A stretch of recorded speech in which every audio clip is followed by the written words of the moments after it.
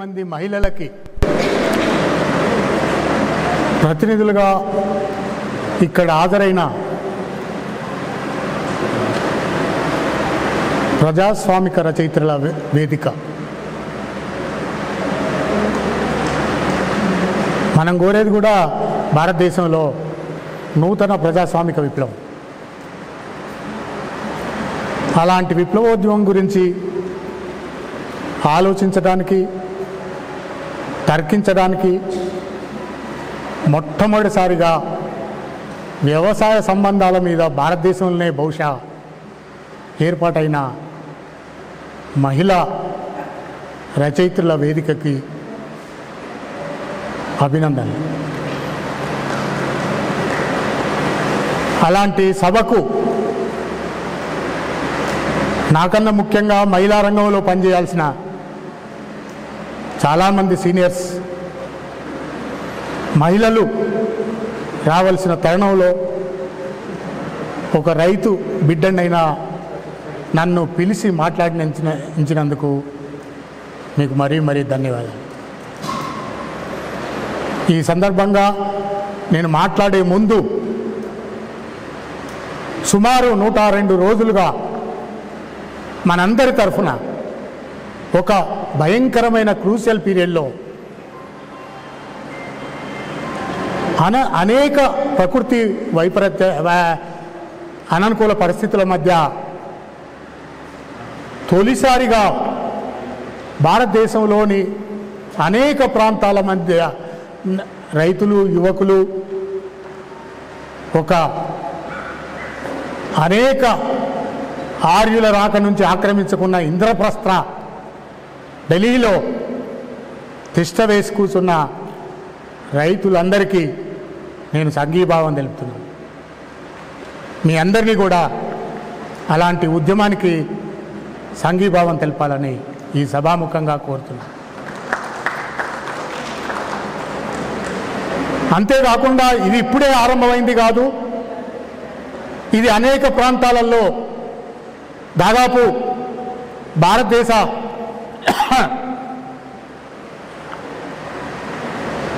వ్యవసాయ నాగరికత అభివృద్ధి చెందిన కాలం నుంచి కూడా ఉత్పత్తి శక్తులు వీరోచితంగా పోరాడుతూ అనేక వేల మంది, లక్షలాది మంది అమరులైన, ముఖ్యంగా ఇప్పుడు ఢిల్లీ బార్డర్లో అమరులైన 200 పైగా రైతాంగ కార్యకర్తలకి ఒక 2 నిమిషాలు మౌనం పాటించాల్సిందిగా నేను మీకు అందరికీ విజ్ఞప్తి చేస్తున్నాను. ఎట్లాగూ మీరు ఈ 2 రోజులు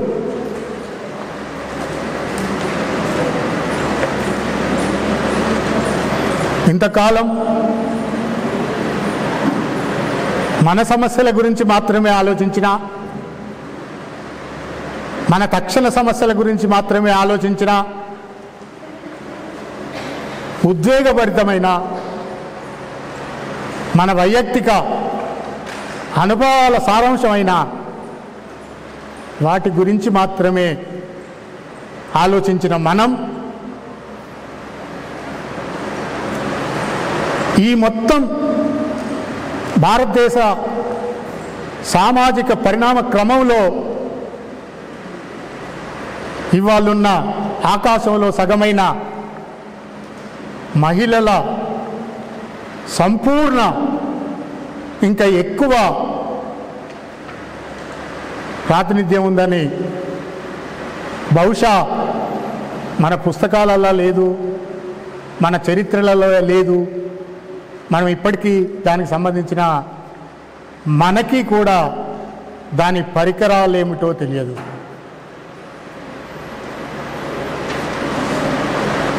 నాకు తెలిసి 150 పై చిలుకు సంవత్సరాలుగా 1842 నుంచి ఆరంభమైన గతి తార్కిక తత్వశాస్త్రంలోనూ గతి తార్కిక చరిత్రలోనూ మహిళల పాత్ర లేదు. లేదంటే లేదు.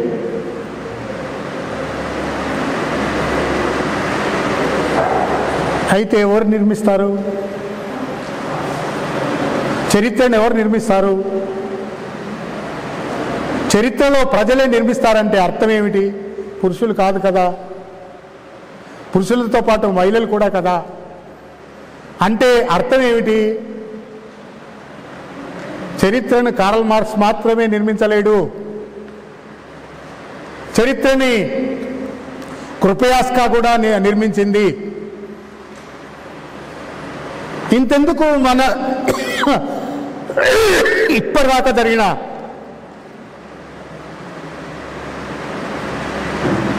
రుక్మిణక్క రాసేదాకా మనకు సీతారామయ్య గురించే తెలుసు, కానీ ఆయన సహచరి కూడా రైతాంగ పోరాటాలకి నాయకత్వం వహించిందని మనం ఎక్కడన్నా విన్నామా?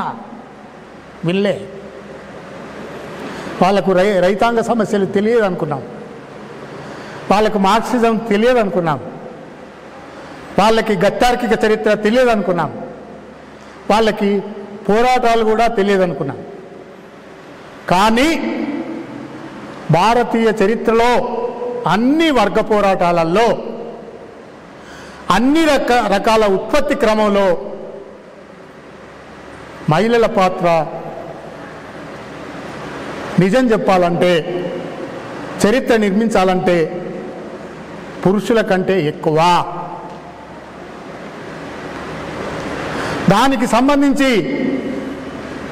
మనం రాసుకున్న చరిత్రలు ఎక్కడా కూడా దాని మూలాలు లేకుండా చేయడం అనేది భారతీయ బ్రాహ్మణీయ భూస్వామ్యం యొక్క, పితృస్వామ్యం యొక్క ఘనమైన చరిత్ర.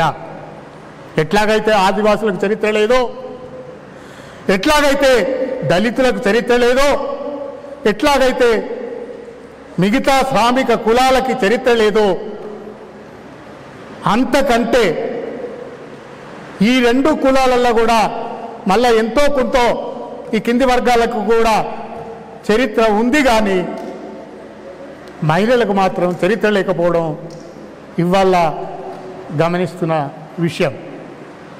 అనేక కారణాల రీత్యా ఇవాళ ఢిల్లీ దగ్గర కానీ భారతదేశం వ్యాప్తంగా జరుగుతున్న విప్లవోద్యమంలో కానీ ఇవాళ 50% కన్నా మించి పోరాటంలో మహిళలు ముందున్నారు కనుకనే ఇవాళ మహిళల చరిత్ర అధ్యయనం చేయక తప్పని పరిస్థితి ఒకటి ఏర్పడ్డది.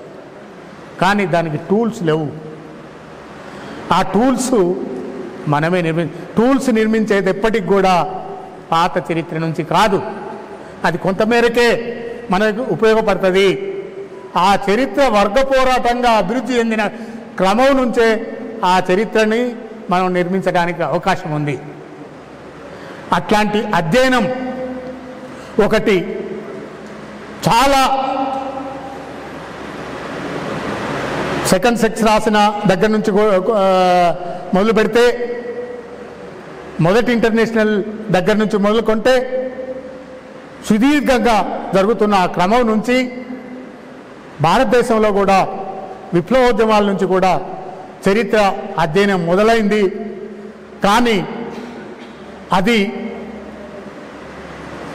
ఇంకా ఉత్పత్తి అంటే రాజకీయ ఆర్థిక చరిత్రగా అభివృద్ధి చెందాల్సి ఉన్నది. రాజకీయ ఆర్థిక చరిత్ర అంటే ఏమిటి? మహిళలు ఉత్పత్తి ప్రక్రియలో ఏ మేరకు పాల్గొన్నారు, వాళ్ళ శ్రమకు సంబంధించిన ఆ ఉత్పత్తి ఏ మేరకు వాళ్ళకి చెందింది అని ఇందాక చెప్పినట్టుగా భారతదేశంలో కూడా రకరకాల కారణాల చేత పితృస్వామిక వ్యవస్థ మాతృస్వామిక వ్యవస్థ పితృస్వామిక వ్యవస్థగా మారడం, మాతృస్వామిక వ్యవస్థలో ఉండే జ్ఞానవంతులైన ఉత్పత్తికి కీలకమైన మైసమ్మ పోసమ్మ లాంటి వాళ్ళు they are the engineers of the తొలి ప్రాకృతిక ఇంజనీర్లైన వాళ్ళందరి చరిత్ర ఏమైపోయింది? కట్ట దగ్గర ఒక బొమ్మను తయారు చేసి కట్ట మీద ఆమెను పాతిపెట్టి ఆ మొత్తం జ్ఞానాన్ని పురుషుడు దోసేసి ఇది మేము నిర్మించిన చరిత్ర అని మనకు అందరికి చెప్పడం జరిగింది. అది భూస్వామిక సమాజం అయింది. ఆ భూస్వామిక సమాజంలో రాజులు యుద్ధాలలో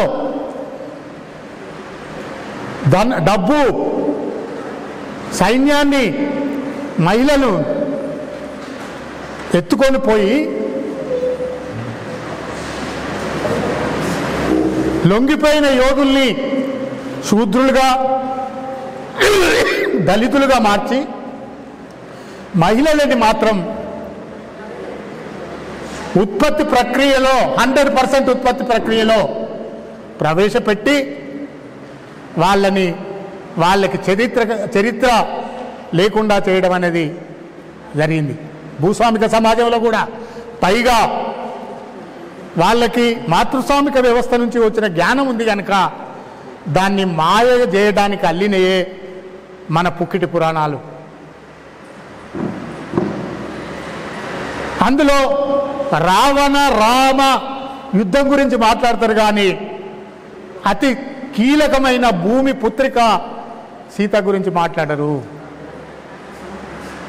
సీత అంటే భూమి చరిత్ర, సీత అంటే వ్యవసాయ నాగరికత, భూస్వామ్యంగా మారిన ఒక సంకీర్ణ యుద్ధాల చరిత్ర. సీత అంటే ఉత్పత్తి ప్రక్రియలో మొట్టమొదటిసారిగా ఆరంభించి కొనసాగిన ఒక చరిత్రని విధ్వంసం చేసే ఒక దుర్మార్గమైన హింసాత్మకమైన చరిత్ర. సీత అంటే 3000 సంవత్సరాల దుఃఖం. సీత అంటే 3000 సంవత్సరాల పాతి పెట్టడం. సీత అంటే 3000 సంవత్సరాల అంధకారం.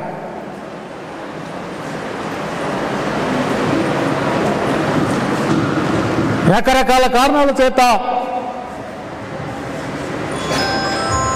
యూరోప్లో జరిగిన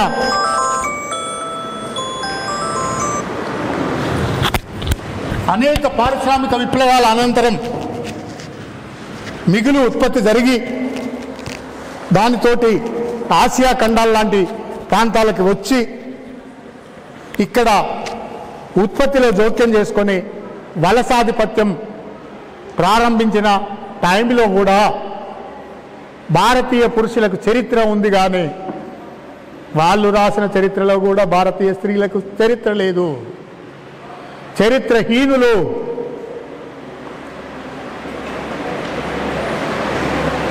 ఎందుకు అట్లా చేశారు అంటే పెట్టుబడిదారీ సమాజము, భూస్వామిక సమాజము, పితృస్వామిక సమాజం నుంచి వచ్చినాయే. ఇప్పటి గ్లోబలైజేషన్ తర్వాత కూడా ఒక చిన్న ఉదాహరణ చెప్పి, ఇవాళ గ్లోబలైజేషన్ జరిగింది. చాలామంది మన మిత్రులు కూడా భారతదేశంలో ఏదో పెట్టుబడిదారు సంబంధాలు వచ్చినాయని కూడా వాదిస్తున్నారు. కానీ మహిళల విషయంలో అదే పితృస్వామిక సంబంధాలు ఉన్నాయి. ఈ అన్ని పరిణామ క్రమంలో కూడా ఉత్పత్తి ప్రక్రియలో ఉన్న కింది వాళ్ళ మీద ఎక్కువ ప్రెషర్ పడడం అనేది నాగరికత పరిణామ క్రమంలో ఉండే ఒక విధ్వంసకరమైన నమూనా. ఇవాళటి విషయమే చెప్తాను నేను. ఇవాళ భారతీయ ఉత్పత్తి సంబంధాలు మారలేదు. అవే అర్ధవలస అర్ధ భూస్వామిక సంబంధాలు ఉన్నాయి. భారతీయ గ్రామాలు అవే రాజ్యానికి యూనిట్ అయిన కుటుంబ వ్యవస్థ ఉంది. ఆ వ్యవస్థలో అదనంగా వాళ్ళ నాగళ్ళు పోయినాయి, వాళ్ళ ఉపకరణాలు పోయినాయి. అవన్నీ పోయి కొత్తగా బయట ఉండే చెత్త పారిశ్రామిక ఉత్పత్తులన్నీ మన దగ్గరికి, మన గ్రామీణ వ్యవస్థ మీద దాడి చేసినాయి. దాడి చేసినప్పుడు ఈ రెండింటి అనుసంధానకర్తగా గ్రామీణంలో, గ్రామీణ ఉత్పత్తి విధానంలో, వ్యవసాయంలో ఎవరు ఉండాలి? పురుషుని ఎంచుకున్నది వాహిక పురుషుడు. ఇవాళ రైతైన తోడు తెల్లారు లేస్తే పొద్దున దాకా టౌన్కు ట్రాక్టర్ కోసమో, విత్తనాల కోసమో, పురుగు మందుల కోసమో, ఎరువుల కోసమో తిరుగుతూ ఉంటాడు. తిరగడంలో ఏమైంది వాడికి? వాడు దానికి సంబంధించిన మొత్తానికి ఎక్స్పోజ్ అయిండు. తాగడానికి ఎక్స్పోజ్ అయిండు, సిగరెట్లకు ఎక్స్పోజ్ అయిండు, రవాణా సౌకర్యాలకు ఎక్స్పోజ్ అయిండు, సెల్ ఫోన్కి ఎక్స్పోజ్ అయిండు, అన్నిటికీ ఎక్స్పోజ్ అయిండు. నిజానికైతే ఇది పగిలిపోవాలా గ్రామీణ వ్యవస్థ. కానీ గ్రామాలలో ఆడవాళ్ళు ఏమైంది? ఆ ఉత్పత్తి ఓ పొలాలను పట్టుకొని ఏడవలేని పరిస్థితి. ఇవాళ అదనపు శ్రమ మహిళల మీద పడ్డది. ఇవాళ మిత్రులారా, భారతదేశ వ్యాప్తంగా లేదా అంతకుముందు నుంచి కూడా వ్యవసాయంలో మనకు చెప్తారు వ్యవసాయంలో మహిళలు లేరని. నిజానికి 99% వ్యవసాయాన్ని నిర్వహిస్తున్నదంతా కూడా మహిళలే. ఇవాళ మరింత మహిళల మీద ఒత్తిడి పెరిగింది. ఇంకొక మాట, అంచేతనే ఇవాళ ఢిల్లీకి ఎన్నడూ రాంది 50% మహిళలు వచ్చి అక్కడ కూర్చున్నారు. అందుచేతనే ఇవాళ మనం మహిళా సమస్యల మీద మాట్లాడుకోవడానికి మీటింగ్ పెట్టిన. ఇవాళ మన మీద హింస జరుగుతుందో, హింస ఇవన్నీ కూడా పైన జరిగిన విషయాలు, సీత మీద జరిగినాయి, ఇవన్నీ జరిగినాయి, ఎత్తుకపోయిండు, ఏవో చేశారు. అంతకంటే ద్రోహపూరితమైంది నీకు నిలబడడానికి కాలు పెట్టడానికి కూడా స్థలం లేని, జాగా లేని, భూమి లేని ఒక స్థితి మహిళలకు వచ్చింది. ఇవాళ భారతదేశంలో ఏ మహిళకు భూమి లేదు మిత్రులారా. సీతకు కూడా అడుగు నేల ఎవడు ఇయ్యడా, అందుకే చేత భూమిలోకి పోయింది ఆమె. అది మెటఫర్, విషాదం, భయంకరం. ఇవాళ మీరు భూమిలోకి పోలేరు. మీకు పిల్లలు ఉన్నారు. మీరు ఇంత మొత్తం భారతదేశంలో 70% ఉండే వ్యవసాయ రంగాన్ని మీరు నడిపించాల్సింది, మీ అదనపు విలువ దోపిడీ చేయాల్సింది, మీ రక్తం జలగల్లా పీల్వాల్సింది ఉంది. కనుక మీరు తప్పనిసరైన ఒక భయంకరమైన ఉత్పత్తి విధానంలోకి నెట్టబడ్డారు. కానీ ఆ ఉత్పత్తి వనరులేవి మీవి కావు. భూమి మీది కాదు, ఎడ్లు మీవి కాదు, ట్రాక్టర్లు మీవి కాదు, శ్రమ మీది కాదు. కనీసం కూలికి 8 గంటలు, ఈ స్కిల్డ్ కూలీ, వీడి ఫలానా కూలీ అని 8 గంటలు నిర్ణయించి ఇంతో అంతో కొంత డబ్బు ఇస్తాం. కానీ 24 గంటలు శ్రమ చేసే మహిళకు కూలీని, శ్రమను లెక్కించే టూల్స్ లేవు మిత్రులారా. అసలు టూల్సే లేవు. పైగా దానికి ముద్దు పేర్లు అమ్మ, అక్క, వీళ్ళంతా కూడా బానిసలే. వీళ్ళంతా సేవ చేసి బతికే బాపతోలే. కానీ ఎక్కడా కూడా ఫలానా టాపీ పని చేస్తే గంటకింత ఇస్తామంటాం. కానీ ఇంట్లో పని చేసిన ఆమెకి ఎంత ఉంది? ఏమీ లేదు. ఇంట్లో కాదు, బయట కూలీ రేట్లలో కూడా మీకు అది ఉందే, వచ్చింది వాడే తీసుకోపోతాడు వాళ్ళ. సో ఇట్లాంటి పరిస్థితుల్లో 3000 సంవత్సరాలుగా మహిళలు ఎందుకు ఇలాంటి స్థితిలో ఉన్నారు అనేది నా మేజర్ ప్రశ్న. ఒక గొప్ప పరిణామ క్రమం జరుగుతున్నప్పుడు, ఒక గొప్ప జ్ఞానవంతులై ఉన్నప్పుడు, ఒక గొప్ప బలవంతులైన ఉన్నప్పుడు, చరిత్రకు మూలమైన వాళ్ళ ఉన్నప్పుడు, చరిత్రలో జరిగిన ఈ అన్ని పరిణామ క్రమంలో ఎందుకు మోసపోతూ వాళ్ళ చరిత్రను నిర్మించుకోలేకుండా ఉన్నారు? ఇది కీలకమైన ప్రశ్న మిత్రులారా. దీని మీదనే నేను మాట్లాడదలుచుకున్నా. ఇదంతా కూడా ఉపోద్ఘాతమే. మొదట మన అధ్యయనానికి, మన చరిత్ర నిర్మాణానికి టూల్స్ కావాలి. మా మిత్రులు 50 సంవత్సరాలుగా 3 తరాలుగా చేస్తున్న విప్లవోద్యమాలలో కూడా రాజకీయ ఆర్థిక విశ్లేషణలు ఇంకా రాలే. వాళ్ళ పార్టిసిపేషన్ గురించి మాట్లాడతారే కానీ వాళ్ళ రాజకీయ ఆర్థిక సమస్యలు ఏంటో మీరు చర్చించకుండా మీరు విప్లవోద్యమంలో వాళ్ళ సహకారాన్ని పొందలేరు. కానీ అది ఎవరు చేయాలా? విప్లవోద్యమంలో ఉన్న వాళ్ళైనా దానికి ప్రాతినిధ్యం వహిస్తున్న మీరే చేసుకోవాలా. ఎవరి చరిత్రను ఎవరు నిర్మించరు. అది తప్పుడు అవగాహన. ఎవరి చరిత్రనైనా వాళ్ళే నిర్మించుకోవాలా, తప్పనిసరిగా నిర్మించుకోవాలా, వర్గ పోరాటం చేసి నిర్మించుకోవాలి. వట్టిగా నిర్మిస్తే నీకు రాదు. ఉదాహరణకి నేను 4-5 నవలలు రాసిన, కానీ నా నవలల గురించి చర్చించినంత రుక్మిణి నవలల గురించి చర్చించరు. ఎందుకు చర్చించరు? నేను తెలుసు మీకు. ఎందుకంటే నా భావాలు, నా ఫీలింగ్స్ అన్నీ మీకు తెలుసు, ఆమె ఫీలింగ్స్ తెలియదు మీకు. ఈ మొత్తం జనాభాకు మనతో సహా ఆమె ఏం చెప్తాందో మన బుర్రకు ఎక్కదు. అంటే ఐడియాలజీ ఇట్స్ మేక్డ్ బై ప్యూపల్. అందులో పితృస్వామిక వ్యవస్థ ఐడియాలజీలోనే మనం ఉన్నాం, అన్ని రంగాలు ఉన్నాం. కనుక ఒక కొత్త విషయాన్ని, ఒక కొత్త అధ్యయనాన్ని మనం పసిగట్టలేము. అది మన చెవులకి ఎక్కడానికి చాలా సమస్య పడుతుంది. అది కొన్ని యూనిట్లుగా, కొన్ని ప్రాంతాలుగా భారతదేశంలో ఉండే అన్ని రకాల వైరుధ్యాలు మన పోరాటాలలో అన్నిట్లో ఉన్నాయి.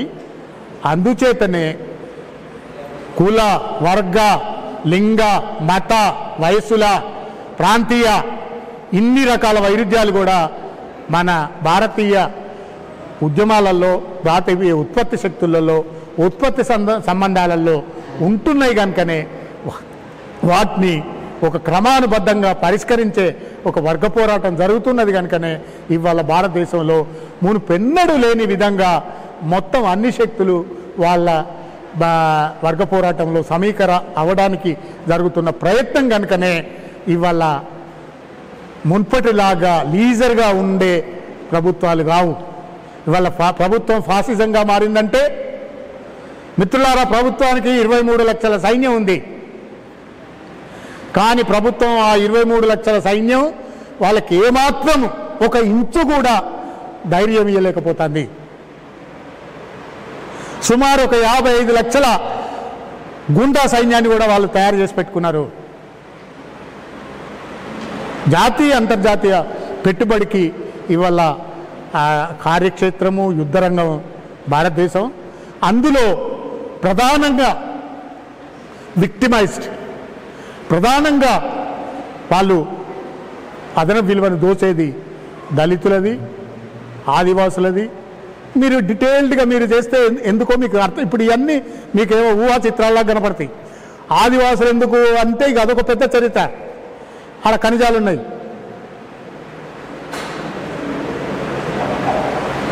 గల్ఫ్ కంట్రీస్ మీద ఎందుకు ప్రెషర్ పెరిగిందంటే అక్కడ ఆయిల్ ఉంది. ఎక్కడైతే సంపదలు ఉన్నాయో అక్కడ మీద ప్రెషర్ పెరగడం అనేది సామ్రాజ్యవాదం యొక్క దివాళకోరు అభివృద్ధి నమూనాకు నిదర్శనం. ధనంతట తాను సామ్రాజ్యవాదం తన సంక్షోభాన్ని పరిష్కరించుకోలేదు. దానికి విధ్వంసం చేసే శక్తి ఉన్నదే కానీ దాన్ని నిర్మాణం చేసే శక్తి లేదు. మరి ఎవరు నిర్మించాలా? ప్రజలే నిర్మించాలి. ఎవరైతే సంపద సృష్టిస్తున్నారో, ఎవరైతే సంపదని రకరకాల వర్గ పోరాటాల చరిత్ర ద్వారా నిర్మిస్తున్నారో వాళ్ళే తమ చరిత్ర నిర్మించుకోవాల్సింది. అది బహుశా మార్క్సిజం యొక్క 150 సంవత్సరాల చరిత్ర బయట 1976 తర్వాత ఒక విప్లవ కేంద్రం లేకుండా, ఒక సోషలిస్ట్ కేంద్రం లేకుండా జరుగుతున్న ప్రయోగాలలో భారతదేశం 50 సంవత్సరాలుగా ముందున్నది మిత్రులారా. అందులో బహుశా భారతదేశంలో కాదు ప్రపంచంలోనే మహిళలు గతితార్కికంగాను చారిత్రకంగాను ముందు ఉన్న దశ ఒక భారతదేశంలోనే ఉన్నది. ఆ సందర్భంలో మీరు ఇవాళ మరింత పటిష్టంగా ఒక ప్రాంతానికో, ఒక సంస్థకో, ఒక ఏరియాకో సంబంధించిన దాన్ని కాకుండా మీరు మరింత పటిష్టంగా నిర్మించడానికి మన ధ్వంసమైన చరిత్రను నిర్మించుకోవాల్సి ఉంది. మనం చేసిన పోరాటాలన్నీ విశ్లేషించుకోవాల్సి ఉంది, అధ్యయనం చేయాల్సి ఉంది. దానిలోని భాగంగా బహుశా భారతదేశంలోని అన్ని సెక్షన్స్లో మునుపెన్నడూ లేని విధంగా ఒక కదలిక వచ్చింది. ఆ కదలిక యొక్క సమగ్ర రూపమే ఒక వ్యక్తిత్వ రూపమే. అది ఎన్ని రకాలుగా ఉండనియండి, అది ఢిల్లీలో ఉండే 1,23,00,000 రైతుల రూపంలో మనకు కనిపిస్తుంది. సో ఇదంతా ఒక పిక్చర్ ఉంది మనకి. ఈ పిక్చర్లో మనం ఏంటి అసలు?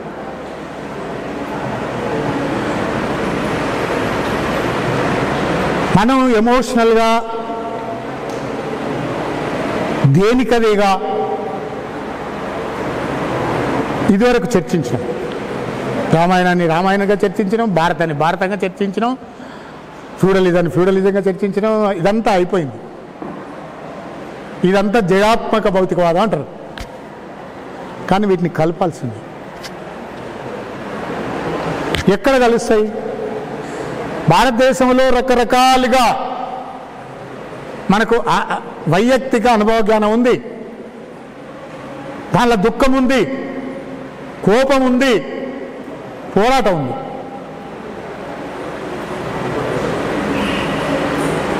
అది మన తరతరాల కుటుంబాల నుంచి వస్తున్నది. ఆ వైయక్తిక జ్ఞానం మనం ఎట్లా బతుకుతాం అనే స్థితికి సంబంధించింది. దానికి బయట వాళ్లకు దేశించే మనం బయటపడక బయట వాళ్ళ పట్ల కోపం పెంచుకునేది కూడా ఉంది.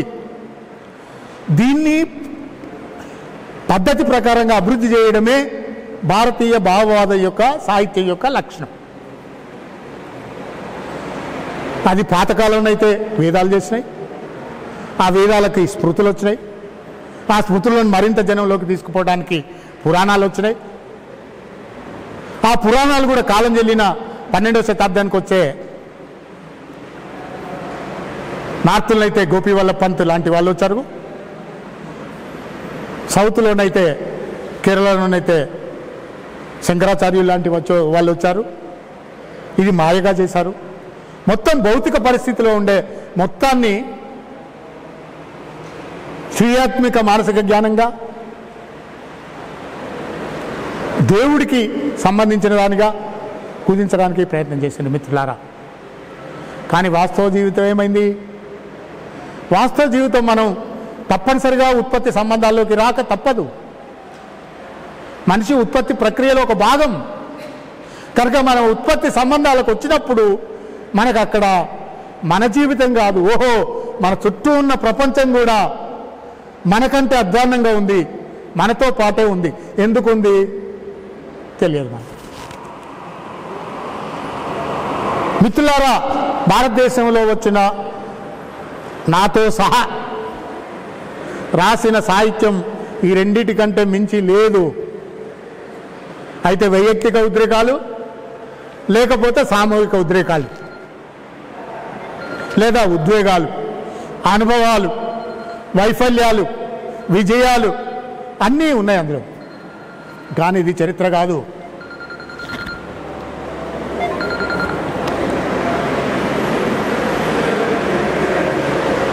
ఇది ఏం కావాలా? ఏ పార్టీ ఆ పార్టీకు నువ్వు ఎంత సంలీనం చేసి చూసినా అది చరిత్ర కాదు. ఇది గతి తార్కికం కావాలా? ఈ గతి తార్కికం మన దగ్గర కాల. కమ్యూనిస్ట్ పార్టీలు కూడా కాల. 4 ప్రతినిధులు భారతదేశం నుంచి కమ్యూనిస్ట్ పార్టీ నుంచి స్టాలిన్ దగ్గర పోయిండ్రు. ఏమయ్యా మీ ప్లాన్ ఏంది, ప్రణాళిక ఏంటంటే నోబడీ నోస్. ప్రణాళిక లేదు. భారతదేశంలో ఏం చేస్తారు మీరు, విప్లవోద్యమాన్ని ఏం చేస్తారంటే వాళ్ళ దగ్గర ప్రణాళిక లేదు. అప్పుడు అక్కడ కూర్చొని ప్రణాళిక రాసింది. ఎప్పుడు 51 ప్రణాళిక రాసుకున్నారు. మేము 76లో 77లో మొదలుపెట్టినప్పుడు ఆ చరిత్రలన్నీ చూస్తే మేము అనుకున్నాం మొదలుపెట్టినప్పుడే మనకు ఎట్లాగో ఒక చరిత్ర వారసత్వం ఉంది కదా, అక్కడ మనం మొదలు పెడితే అన్నీ శుభ్రంగా జరుగుతాయి, మనం ఒక పద్ధతి ప్రకారం వెళ్ళిపోవచ్చని అనుకున్నాం. గెరిల్లాలు నీళ్ళు ఎట్లా తాగుతారో తెలియదు. 3 సంవత్సరాలు జరిగిన ఒక చరిత్ర, ఒక ఎమోషనల్ జరిగింది, ఒక మహాత్మ అందులో జరిగింది, అదంతా జరిగింది. కానీ అది గతి తార్కికంగా ఎదగలేదు. ఎందుకు ఎదగలేదు? మళ్ళా మనం చరిత్ర దగ్గర పోవాలి.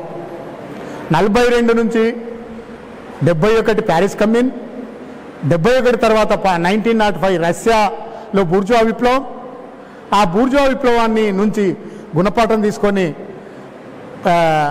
లెనిన్ రష్యా కార్మిక వర్గ విముక్తి, అక్కడి నుంచి మళ్ళీ మొత్తం యూరోప్ పెట్టుబడిదారు సమాజం తొలి సోషలిస్టు కార్మిక వర్గం మీద దాడి చేయడం, ఆ దాడిని స్టాలిన్ నిలదొక్కుని ప్రపంచవ్యాప్తంగా 3/4 జనాభాకి శ్రామికులు అంటే ఎవరు, వాళ్ళకి ఏంటిది, వాళ్ళ శక్తి ఏమిటి, వాళ్ళు ఈ ప్రపంచాన్ని ఎట్లా మారుస్తారు, ఒక లూజ్గా ఉండే స్వేచ్ఛ, స్వాతంత్రం, సౌభాతృత్వం అనే ఒక బోగస్ మాటలకి వీటిని నిర్వహించేటోళ్ళు, వీటిని రూపొందించేటోళ్ళు, కడదాకా తీసుకుపోయేటోళ్ళు ఎవరు అనేది స్టాలిన్ లెనిన్ని అభివృద్ధి చేసి చెప్పడం జరిగింది.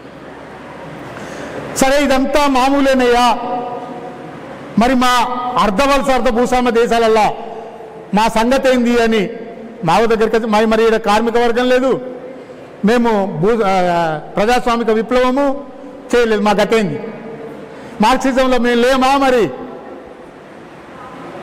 మా సంగతి ఏంది? అప్పుడు మన దేశం అదే స్థితిలో ఉంది. ప్యారిస్ కమ్యూన్ కంటే ముందు మన దగ్గర రైతాంగ పోరాటాలు, ఉధృతమైన రైతాంగ పోరాటాలు జరిగినాయి. సిపాయి తిరుగుబాటు జరిగింది. ఉత్తరప్రదేశ్లో లెక్కలేనన్ని రైతాంగ పోరాటాలు జరిగినాయి. కానీ వాటిని ఎటు తీసుకుపోవాలో, ఎట్లా నడిపించాలో లేదు. –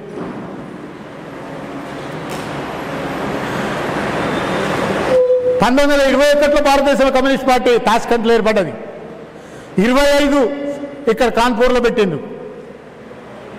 ఆయన లిబరేట్ అయిన దగ్గరికి మన దగ్గర మన చైనా కంటే అభివృద్ధికరమైన ఐడియాలజీ ఉంది, కానీ మనం ఆ పాత మోడల్ కంటే భిన్నంగా ఆలోచించలేకపోయాం. ఆయనప్పుడు ఆలోచనలు ఎక్కడి నుంచి వస్తాయి? వైరుధ్యాలు, ముఖ్యంగా వైరుధ్యాలు. ఒక సమాజంలో దోపిడి ఉంటే, ఒక సమాజంలో పాత సమాజానికి కొత్త సమాజానికి మధ్య ఉండే ఘర్షణ ఉంటుంది. అది పాత సమాజాన్ని మార్చకుండా ఉత్పత్తి సాధనాలు మారలేవు, ఉత్పత్తి సంబంధాలు మారలేవు అని మావో తను ఒక కొత్త ప్రతిపాదన తీసుకురావాల్సి వచ్చింది. దానికి ఆచరణ ఎట్లా? అంతకుముందు వాళ్ళు కార్మికులు మొత్తాన్ని పట్టణాలు చుట్టుముట్టడము వగైరా వగైరా వాళ్లకు ఎత్తుగడలు వ్యూహం ఉంది, కానీ తనకు అవి పనికిరావు. మరి ఏం చేయాలి? తను తనదైన ఒక సిద్ధాంతాన్ని తయారు చేసుకొని 1949 వరకు అక్కడ శ్రామిక కర్షక కార్మిక కొంచెం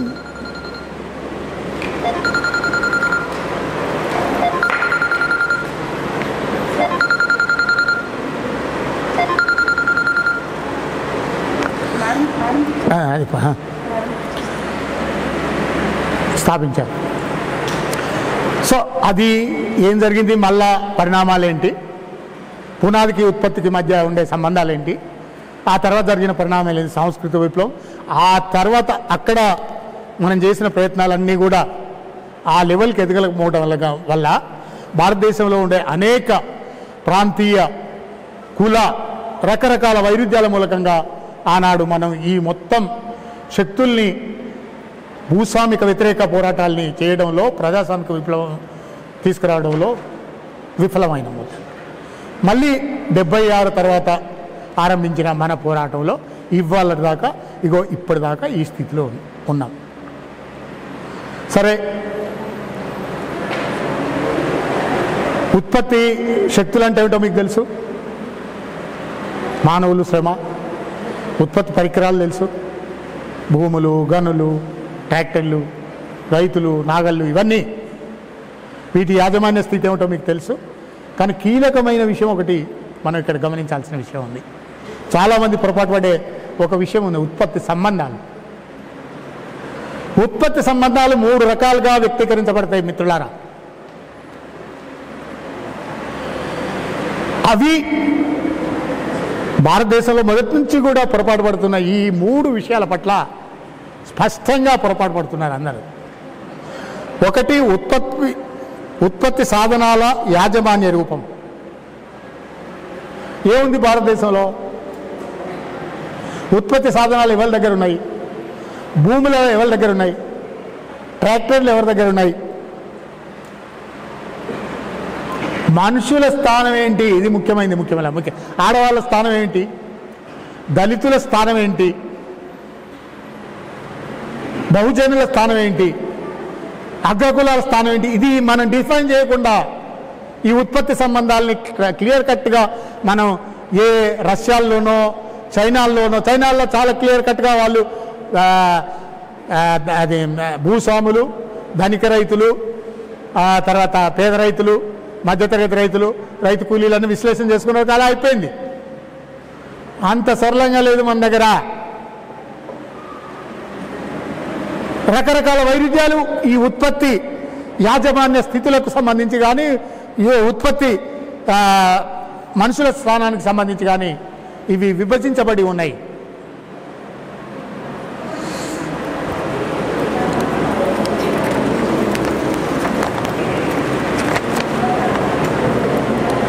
అన్నిటికంటే ముఖ్యమైనది ఉత్పత్తి వస్తువుల పంపిణీ పద్ధతి. ఇది చాలా కీలకమైనది. ఇది భారతదేశంలో వర్గ ప్రాతిపదికగా జరగకపోవడం అనేది ఒక పెద్ద ప్రాబ్లమెటిక్ సమస్య. ఇది కులాల ప్రాతిపదికగా జరిగింది, ఇది జాతుల ప్రాతిపదికగా కూడా జరిగింది.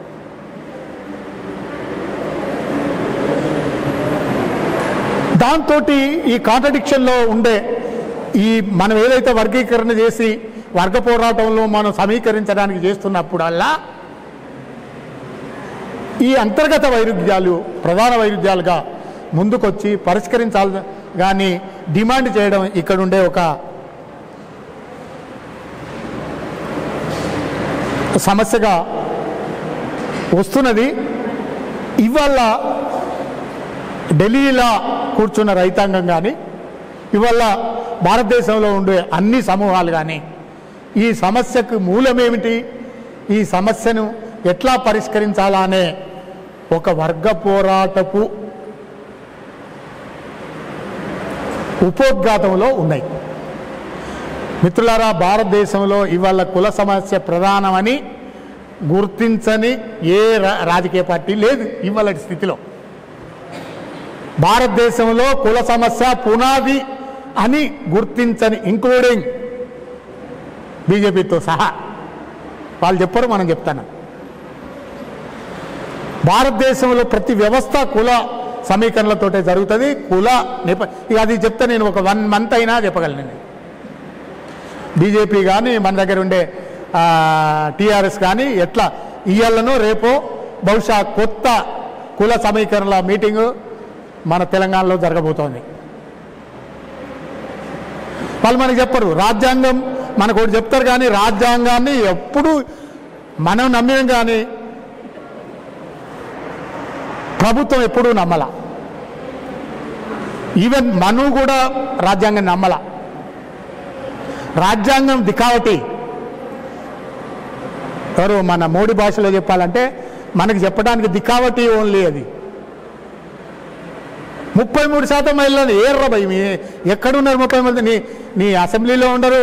ఎందుకున్నది నీకు చట్టం? అసెంబ్లీ ఎందుకున్నది? 33 ఇయ్యరా? మరి బూర్జువా సమాజంలో కూడా రాజ్యాంగాన్ని గౌరవించే 1% కూడా గౌరవించని పరిస్థితి మనకు ఉన్నది.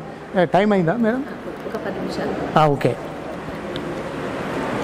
సో మీ టైం వేస్ట్ చేయకుండా ఒక 4 ఉదాహరణలు చెప్తా. మొదటి విషయం, 4 మహిళలు గురించి నేను మాట్లాడదలుచుకున్నా. గజ్జల లక్ష్మవ్వ,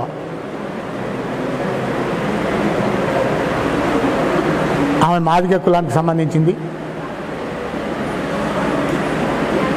1952 ఆ ప్రాంతాలలో వ్యవసాయ సంక్షోభం ముదిరి అక్కడి నుంచి వ్యవసాయ కూలీ కుటుంబం బెల్లంపల్లి వలస అయిపోయిన తర్వాత వాళ్ళ తండ్రి అక్కడ ఆమె కార్మిక కుటుంబంలో పుట్టింది. మీకు తెలుసు, ఆమె కుమారుడు గజ్జల గంగారాం, ఆమె కుమార్తె గజ్జల సరోజ, ఆయన అల్లుడు నల్ల ఆదిరెడ్డి. వీళ్ళు ముగ్గురు కూడా వ్యవసాయ సంబంధాల గురించి భారతదేశంలో అతి కీలకంగా అధ్యయనం చేసిన ముగ్గురు కార్యకర్తలు. ఇప్పుడు టీఆర్ఎస్ గవర్నమెంట్కి కూడా నేను అనుకోవడం బహుశా ఈ ముగ్గురులో ఒకరి అధ్యయనమే కీలకమైందని నాకు సంపూర్ణంగా తెలుసు. సో అట్లాంటి గజ్జల లక్ష్మవ్వ 31/12/2017 నాడు చనిపోయింది. ఇదంతా మీకు తెలుసు, మీరు అనుకుంటారు, మీ అందరిలాగే అనుకుంటారు కదా. చనిపోయినప్పుడు నేను ఇట్లాగే సంస్మరణ సభలో మాట్లాడుతున్నాను. నా పక్కకు కూర్చున్న ఒక ముసలాయన ఒక బాంబు పేల్చాడు. ఏమిటంటే గజ్జల లక్ష్మవ్వ గత 33 సంవత్సరాలుగా మావోయిస్టు పార్టీ సభ్యురాలు. Can you imagine?